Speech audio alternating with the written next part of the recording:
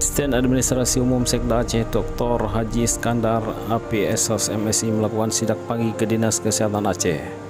Dalam sidak tersebut, beliau juga mengecek kehadiran pegawai melalui aplikasi absensi dengan meminta kepada pegawai untuk menunjukkan jam kehadiran tadi pagi ke kantor. Beliau cukup puas dengan tingkat kehadiran yang ditunjukkan oleh pegawai Dinas Kesehatan Aceh karena walaupun jam masih pagi, tapi beliau melihat tingkat kehadiran pegawai cukup ramai di setiap ruangan. Iskandar juga memotivasi pegawai Dinas Kesehatan Aceh untuk tetap semangat bekerja memberikan pelayanan terbaik kepada masyarakat. Beliau yakin bahwa SDM kesehatan adalah orang-orang yang telah ditempa dengan sangat keras sejak dari menempuh pendidikan.